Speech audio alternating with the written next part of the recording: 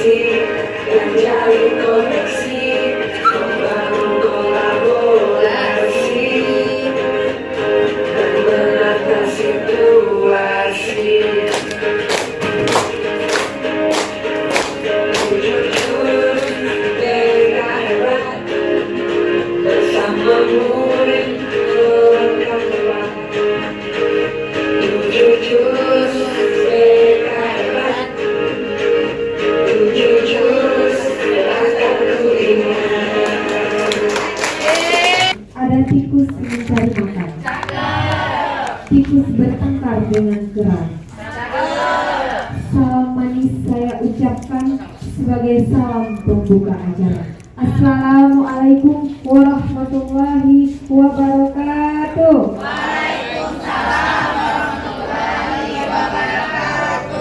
Masya Allah, luar biasa. Semoga yang tadi jawab salam saya masuk surga. Iya, tapi jangan sekarang, sabar.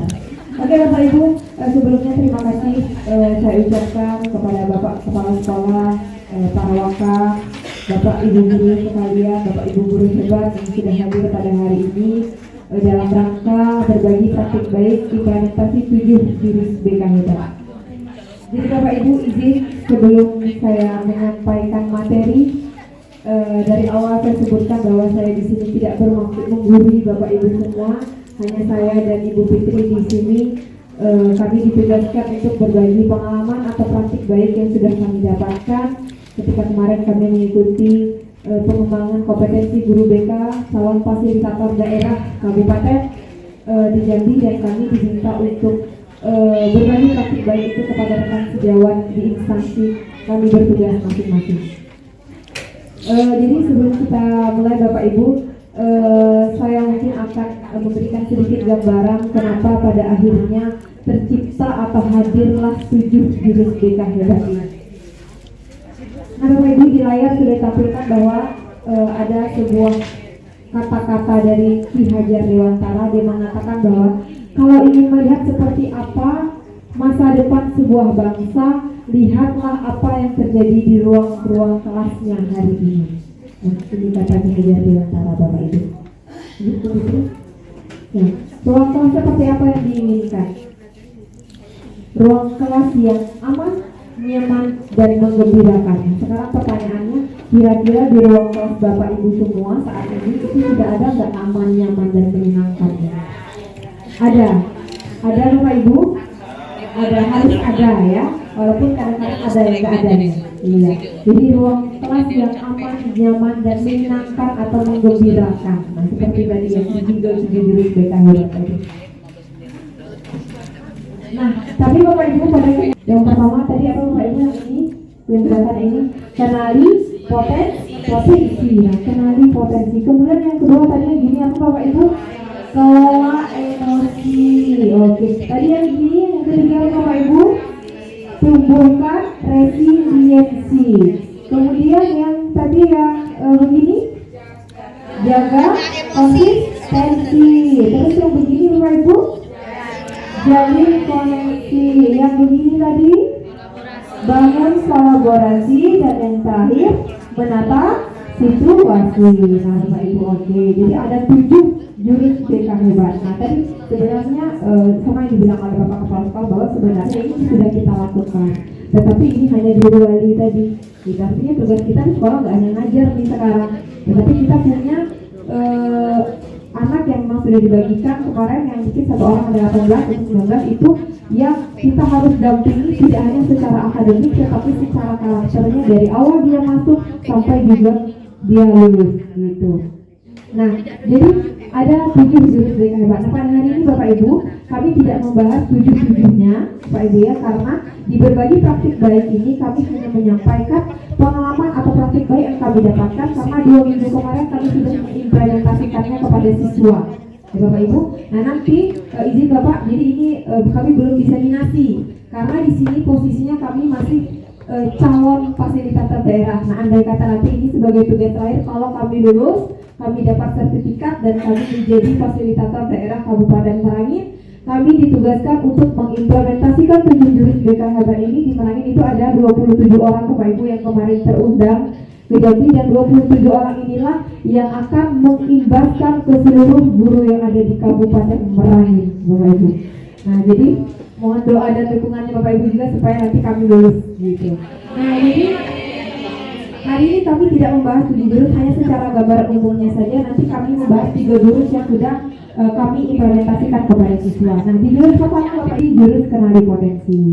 Kemudian jurus 2 tadi yang kelola emosi. Nah, jurus kelola emosi ini bagaimana Bapak Ibu mampu menerapkan pembelajaran sosial emosional di kelas. Sudah ada Bapak Ibu yang menerapkan pembelajaran sosial emosional di kelas?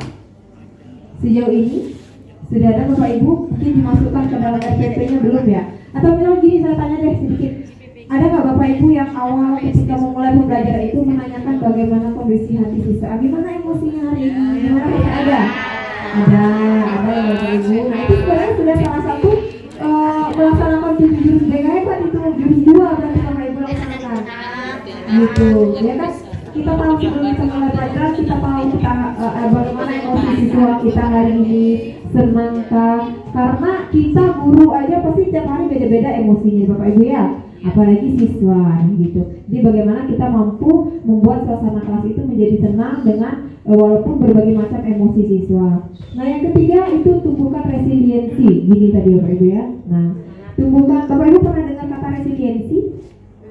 Belum pernah. Nah, jadi resiliensi ini sama dengan daya lenting. Daya lenting itu kemampuan untuk bangkit kembali, kemampuan untuk berjuang kembali dari kegagalan. Nah, seperti kita tahu kan anak-anak gen apa misalnya ini? Gen Z gitu ya. Kadang-kadang kan kayak dikasih tugas yang agak banyak dikit ngeluh ya. Kemudian mungkin agak keras dikit kitanya mungkin melawan gitu Bapak Ibu ya. Nah, di sini di jurus 3 itu dibahas bagaimana siswa kita harus mendampingi siswa itu supaya siswa itu punya daya juang Bapak Ibu. Artinya ketika dia mengalami kegagalan, mengalami kesulitan, nggak ngeluh, tapi bagaimana akhirnya dia punya pemikiran yang grow mindset atau pemikiran yang bertumbuh. Bagaimana dia menjadikan kegagalan itu bukan sebagai hal yang membuat dia patah semangat, tapi menjadikan peluang, melihat kegagalan itu sebagai peluang untuk bangkit kembali dan berjuang kembali. Kemudian jurus yang keempat, jaga konsistensi. Nah, kemudian yang kelima, jalin koneksi. Nah, jadi jurus 1, 2, 3, 4, 5 ini fokusnya itu aspeknya siswa Bapak Ibu.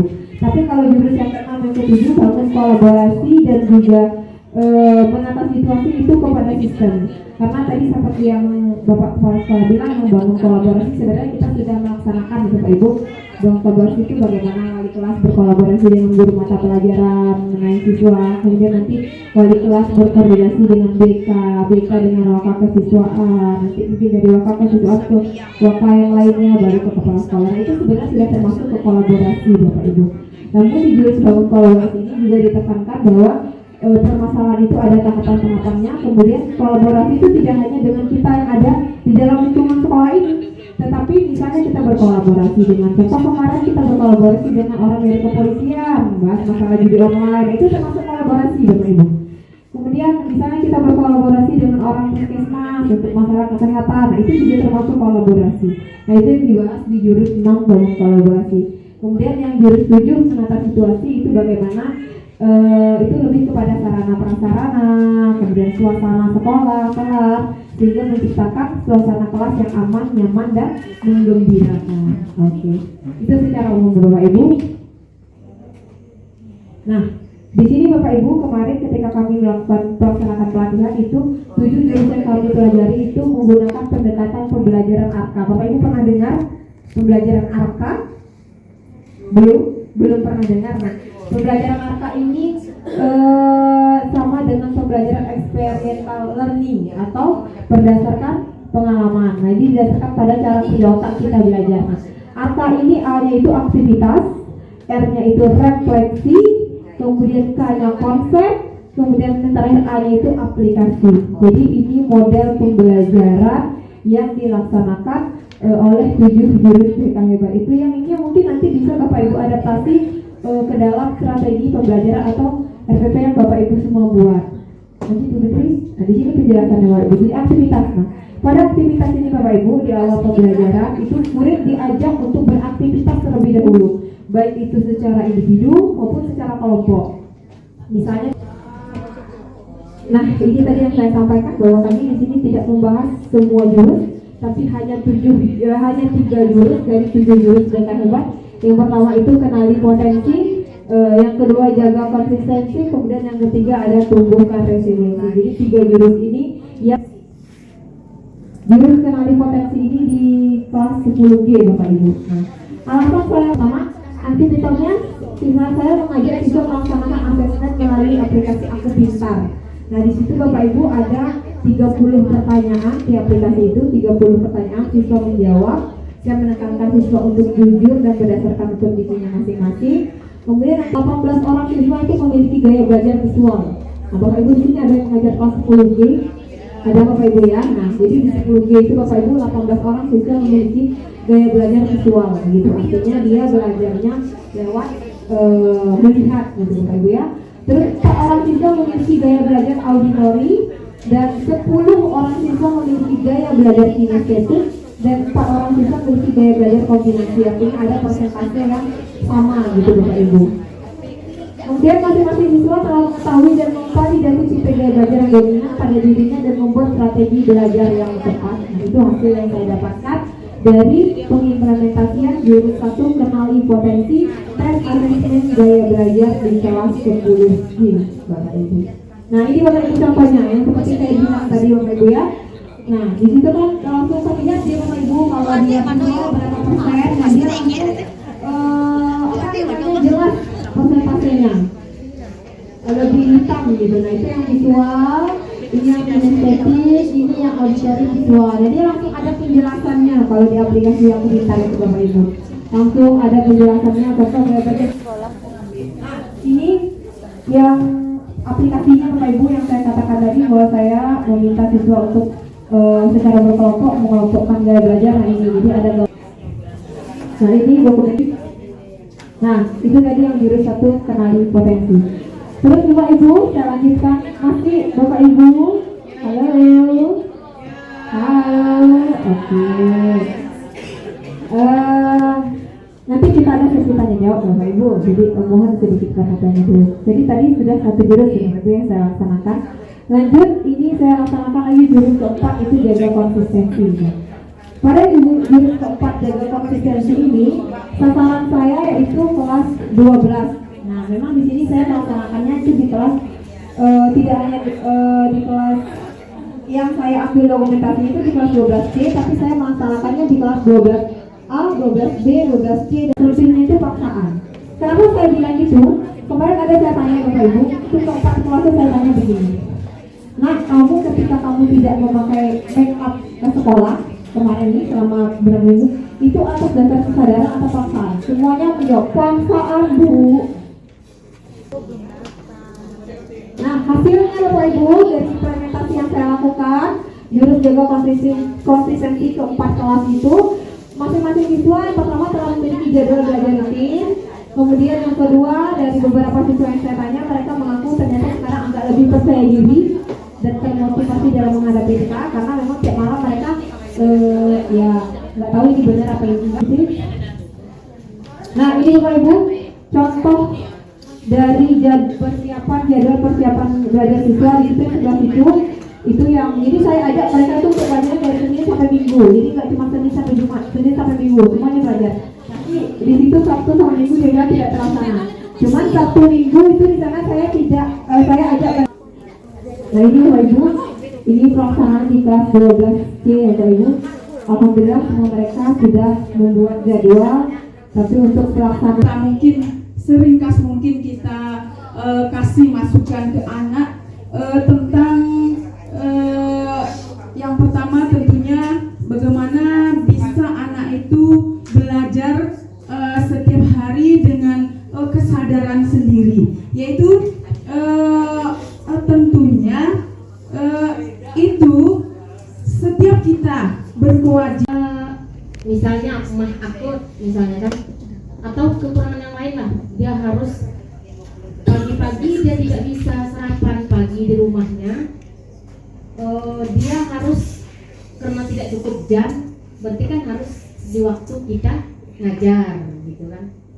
Dia mau minta izin makan. Bagaimana seharusnya kondisi bijak, kita juga belum menemukan solusi yang terbaik.